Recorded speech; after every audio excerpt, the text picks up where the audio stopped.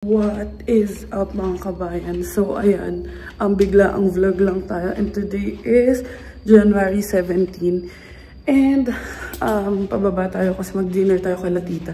And naisipan ko lang mag-vlog kasi ayun nga, may gusto ko i-share sa inyo kasi I've been scrolling through Facebook tapos yung news about sa application for PGWP and OWP extension yung mga nakikita ko. So ayun, baba muna tayo.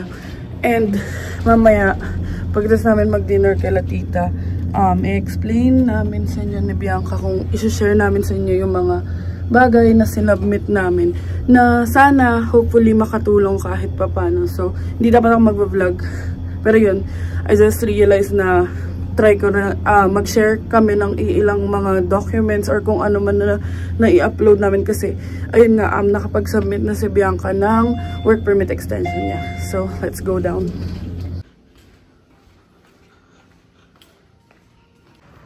Ayan na si Bianca.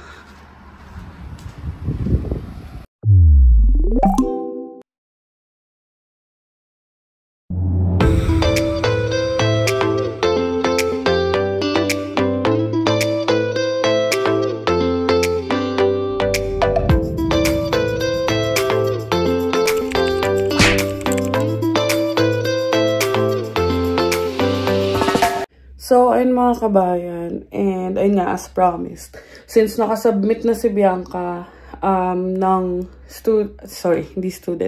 OWP or work permit extension, i-share namin sa inyo kung ano yung mga documents na sinend namin or sinubmit namin, and even dun sa client information, kung ano yung mga supporting documents na nilagay din namin, just for everyone's information. So, by the time na na-i-upload ko to, it's most probably January 18. So, at least kahit papando sa mga gusto humabol is may guide pa din. Yung fee niya, just for everyone's information, it's $255. Wala nang tax, yun na yun. And then, ayun. Siguro, ano ko na si Bianca na lang yung mag-discuss about sa mga sinubmit namin and mga documents na sinubmit namin, and this is purely DIY. Nagtanong lang ako sa mga kakilala ko. So, super thank you kay Ate Tiffany. Dun sa second cousin ko si Ate Tiffany. Thank you kay Ate Jelly na guide talaga namin simula PGWP ko. Si Ate Jelly din talaga yung napagtatanungan ko. Si Kuya Ian na sinagot yung ilang tanong ko kasi nauna sila nag-submit. So, ayun. And dun sa mga iba pang napagtanong kay Christine na nag-proofread. So, thank you sa inyo sa pag-help. At least nakasubmit kami on time. And nasubmit namin siya last January 15. So, ayun. Ito na si Kabayan. Siya na ang mag-e-explain. So, ayun. Ina-open niya ang kanyang GC key para daw detail niyang masasabi sa inyo. So, ayun na si Kabayan. Interview. So, yun, ano ba? Pinakauna na sinubmit kong document is yung IMM 5710. So, record siya. Ano yung ano nun? Application to change conditions, extend my stay, or remain in Canada. So, yung mga yun, yung pag-fill out ng form na yun sa Adobe siya, and merong mga guide sa YouTube. So, supporting character lang ako dito. Next. Sa YouTube din yung... Kasi may una ka pang mga sasagutan dun eh. Para makuha mo to kung ano yung mga documents na kailangan mong i-submit. So, yun. Yung passport. Tapos, digital photo. Tapos yung digital photo niya, same lang dun sa... Same lang natin ko sinabit na nag-apply ako ng work permit. Tapos yung proof of students enrollment, yung LOA mo. LOA, letter of acceptance ko. Ayun, student enrollment.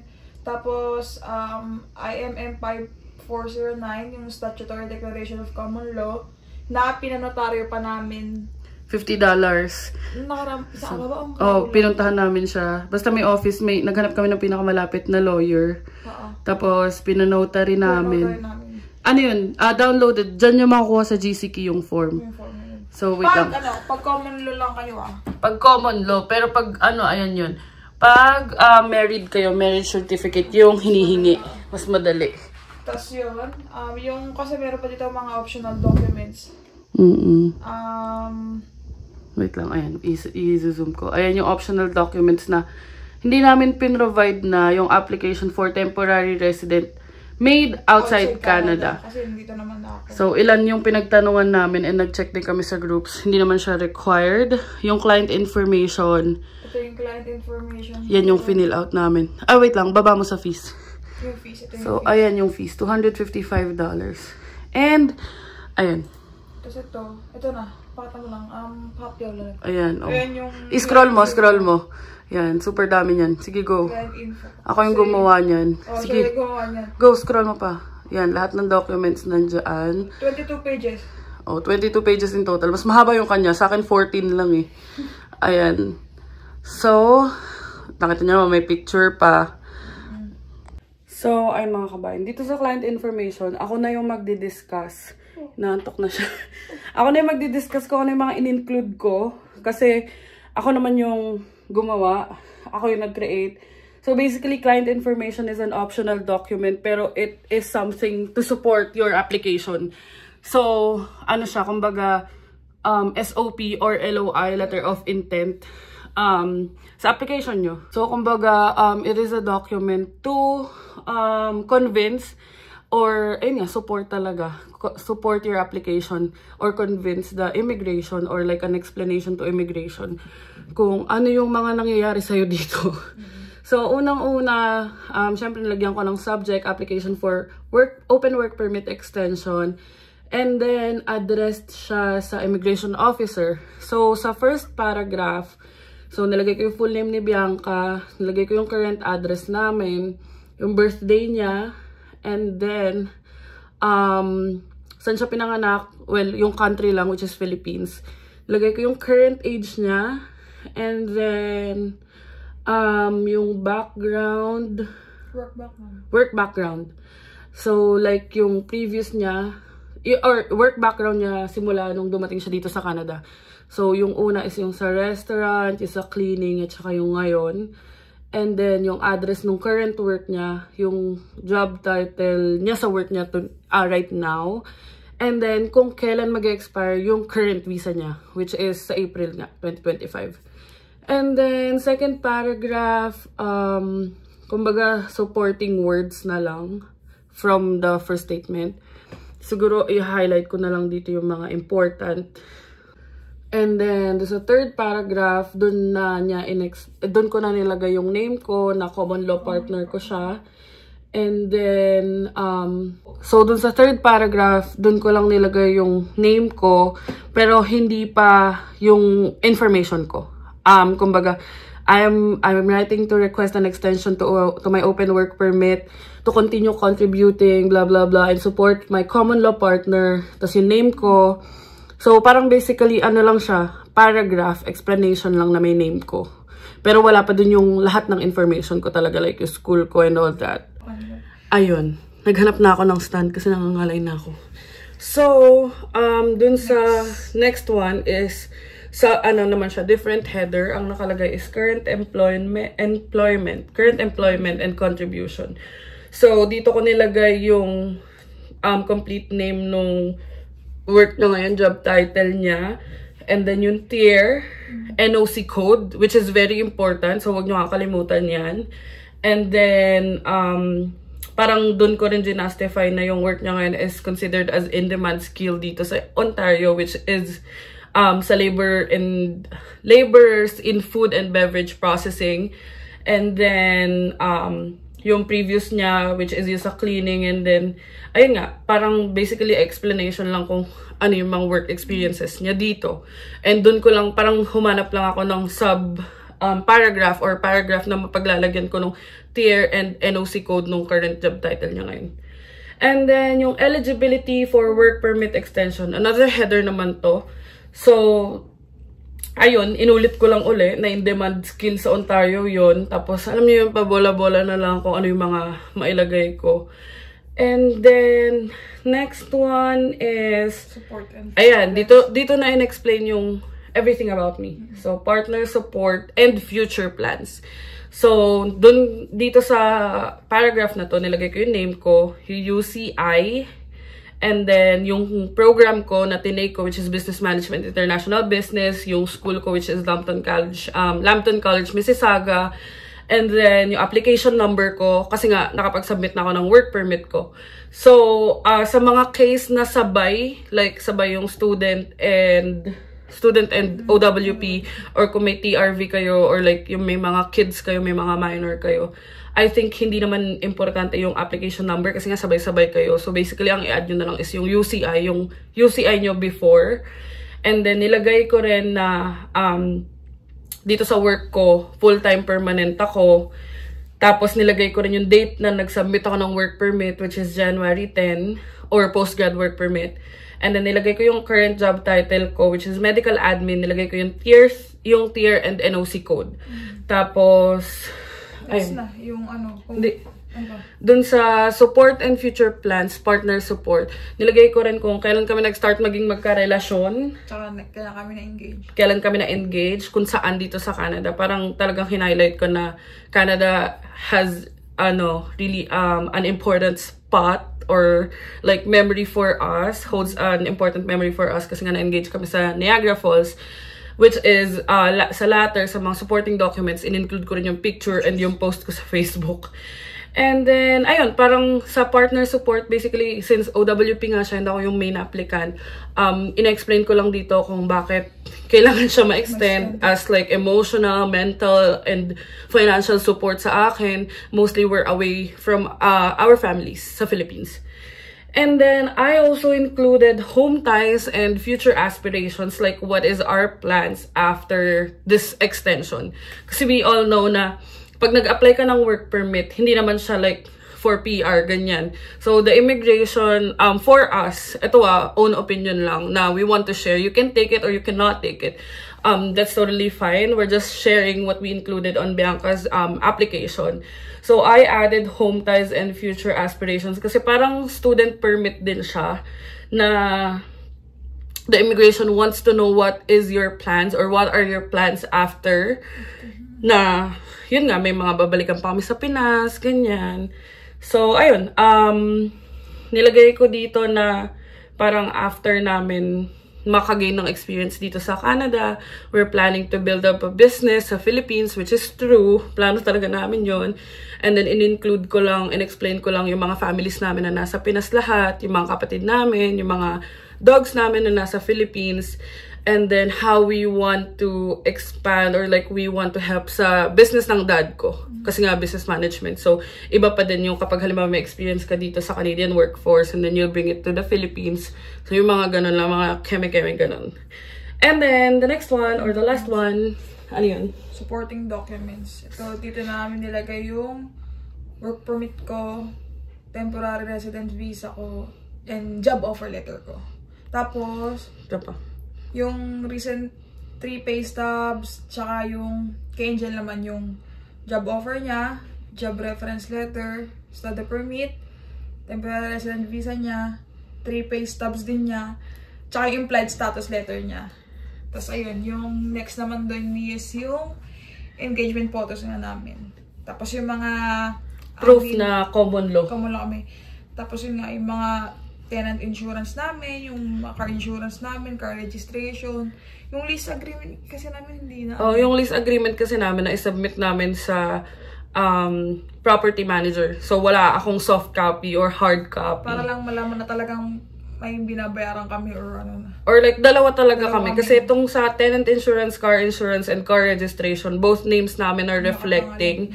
So I feel like this is very important, mostly if you're not married. So ano rin, just to prove na your relationship is genuine. Alam naman natin lahat na kailangan talaga i-establish yung relationship nyo. Kulang na lang pati yung picture na nagkikiss kayo. Alam mo yun, kung pwede lang gano'n, mag-kiss ka talaga eh. So, aside from the, ano ba yun, common law, statutory common law, ganun-ganun na form na pinanotary namin, I just included this information, yung engagement, tenant insurance, and car registration na both names namin reflecting, just to support yung, or just to establish na we're in a genuine relationship. So, ayun. And then, I just wanted to highlight din na I included the screenshot I included a screenshot of my implied status letter just to show na I have already applied previously before Bianca, which is January 10 nga, 5 days after. And then, yung 3 pay stubs, parehas kami. 3 recent pay stubs. And then, I also included yung... Pero kasi sinasabi nila, di ba, na parang ikaw lang, I mean, student lang. Dapat student lang. Pero para sure na rin, para ano. Tapos, both our job offer letter, hiningi namin sa HR is talagang may ilalagay namin tier. yung tier tsaka yung NOC code. And pero yung sa akin kasi parang hindi, noong una hindi daw sila gumagawa ng gano'n. Pero napakiusapan ko naman na ano. Kasi madali lang naman, kailangan talaga natin pakiusapan kasi it will be helpful. And sa mga nakikita namin sa groups, isa yun sa mga nire-require or hinahanap ng immigration. Kumbaga yung tier and NOC. And not only that, they're also looking for the job role ba yun? Job description. Job description. Like kung anong ginagawa mo sa work mo. So, yung both our offer letters may ganon. And then, yun nga sa payslip given naman yun. Yung sa akin may tier and NOC din. And then, on my reference letter, same lang nung nag-apply ako ng PGWP. Pero this one, it is stating na from this date, naging full-time permanent na ako. Tapos nag-part-time siya. Ganyan ba? Kasama yun. Parang this is, yung reference letter, you can draft it, you can try to draft it, or you can try to ask your HR. Pero kasi nung, in my case, since syempre wala silang idea, parang ang sabi sa akin is I can draft it, tapos sinubmit ko dun sa manager ko, tapos inedit niya na lang kung ano yung, kung paano niya i-edit, tapos sa kanya pipirmahan. Kasi hindi rin naman nila pipirmahan yan kundi okay sa kanila. So, ayun. Better check with your HR just to make sure. Pero this reference letter ang sabi sa akin, it's not required but it's something that will help with your application. And also, ano pa ba yung include ko dito to support? Kasi gusto ko talaga i-make sure like lahat ng pwede naming i-submit kasi nga nung time ko ngayon nga nagkamali ako. Pero sabi naman nila ate na hindi ka naman magkakaroon ng certificate kung hindi ka completed. So, same day, hinabol ko yung completion letter ko. And then, ayun, sa mga images or yung mga screenshots sa pay stub, job offer letter, job reference letter, nilagay ko rin yung TRV ni Bianca, yung temporary resident visa ni Bianca, tsaka yung akin, which is yung stamp sa passport nyo. And then, nilagay ko din yung screenshot nga ng implied letter. Tapos yung engagement photos, which is this one. I'll show you. So, ayan. Kita nyo ba yan? Ayan o. Screenshot lang ng Facebook post ko. So, ayan. Para lang din may proof na engaged talaga kami. And yung date na pinost ko sa Facebook, kita naman, June 28, 2024. And, ayun. Kung common law kayo, it's best if you have all the documents to support your relationship. Kasi married na kayo, yun lang, certificate lang, okay. In our case naman kasi, marami pa kaming kailangan ayusin bago yung kasal. And ayoko naman na magpapakasal lang dahil kailangan na, dahil para sa papel, diba? Kung kaya naman ayusin, ayusin na. And, ayun, ang advice lang namin is kung kaya nyo na mag-submit, although... Hindi, wag nyo, I mean, wag kayong kulang-kulang mag-submit na i-reform nyo na. Kasi yung kami ng mga nababasa kami sa group na baka pag ganyan ginawa, baka magkaroon ng mass refusal. Kasi makikita nila na hinala na lang. Parang para man lang humabol sa bagong rules na tapos saka na lang i-web form yung... Pag may completion letter na, pag may IELTS, may English test na, ganyan. So, kayo, pero nasa sa inyo pa din yun kung gagawin nyo. Pero kasi nga, nababasa namin na parang mahirap na gano'n na parang incomplete na ipapasa niyo, tapos habol-habol na lang. So, that information did not come directly from us. Hindi sa amin yun. Kasi nabasa lang namin. Pero as someone you're watching right now, what we advise and what we suggest, if magpapasa kayo, just make sure that it's all complete. Walang masama mag-web form. Pero yun nga, the possibilities, hindi natin alam. Hindi natin alam sa mood ng mga immigration officers and all that. Sa application din namin, medyo, siyempre, nag-aalangan pa rin kami. Kahit pero, submitted na. Kabado kami sa magiging result. Pero, nung sinabit naman namin, everything is complete. Pero yun, sana ma-approve tayo lahat. Ma-approve tayo lahat. Pero ayun, just indicate everything that you can. ask for the documents as early as now. Okay lang na mag-submit kayo ng, alam mo yun, on the dot. Basta make sure it's complete. And naintindihan namin yung stress and anxiety. Kasi, yun nga, parang syempre, we're on the same boat. We're all on the same boat. Nauna lang kami mag-submit January 10, January 15. Pero we're all on the same boat talaga. Like, we're clueless about what is our future here in Canada. Wala talagang kasiguro doon dahil sa sobrang daming pabago-bago na rules. Sobrang nakaka-stress. I feel like that's fine kasi Canada did not promise us a permanent resident in the first place naman. Or permanent residence in the first place. We all came here with all our hopes up and dreams up. Or with all our hopes and dreams and just like 23 kilos baggage. Pero habang andito na tayo, may mga chance pa. Yun lang yung lagi ko sinasabi kay Bianca. Sobrang nakaka-stress. It's easier said than done. Pero let's just do our best. I-submit natin ang kailangan. Let's follow the rules. That's very important dito sa Canada. Dahil hindi naman tayo mga citizen dito. Make sure that you're following the rules. And, ayun, comply. Yun lang naman yung ma-advise namin. And, ikaw, sa pagkukompile ng documents, anong ma-ititip mo? Kung paano mo nakuha lahat ng documents mo? Makinig lang. Makinig lang kayo. She's the boss. Basta makinig lang kayo sa sasabihin ng mas nakakaalam. Ayun lang. Kasi, I mean, siya talaga yung nag-aasikaso. So, sinasabi niya lang sa akin kung anong kailangan kong kunin. So, yun.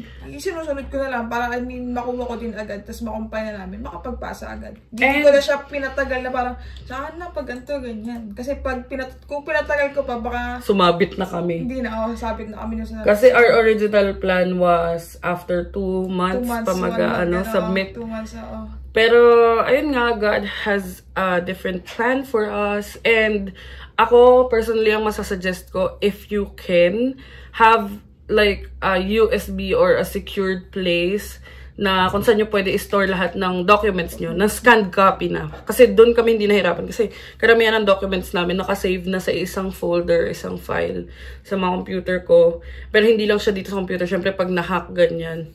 Yung may parang encrypted, ganun. May ginawa ko dito sa laptop ko just to make sure na all our documents are safe. And then yung sa mga hindi ko mahanap, hinihingi ko na lang sa kanya. Ni-scan niya na lang. So, ayun. Sana nakapag-share kami kahit papano. And this is really a quick vlog. And sit-down vlog that we don't usually do. But we feel like just to help other applicants din. Or those who are planning to apply na for their OWP extension. Hindi ko na siya alam mo yun, after 21 na ako mag-upload. Kasi it will be nonsense na. I know a lot of people are trying to submit their application as soon as possible. Before 21st. So, ayun lang. Sana nakatulong itong vlog na ito, mga kabayan. And kaya pala nakuha ko na rin yung flight status ko. Nakuha niya na. Within 24 hours na. 24 hours na. So, ayun. Kaya yan, laban lang. Sana and let's do our best. And ma-approve tayo lahat. So, ayun. Ayun lang naman yung mga vlog natin for this video. And sana nakatulong kami kahit papano in our own little way ni kabayan. And thank you so much for watching, mga kabayan. Dito na namin tatapusin. And subaybayin nyo na lang kung saan kami mapupunta, kung makakapag-vlog pa ako this weekend. So, ayun, please don't forget to like, share, and subscribe to our YouTube channel. Adventures in Canada. Follow us on our Facebook page, Adventures in Canada din. And follow me on TikTok at @IamAngel_. And thank you so much for watching, mga kabayan. And see you on the next one. Bye!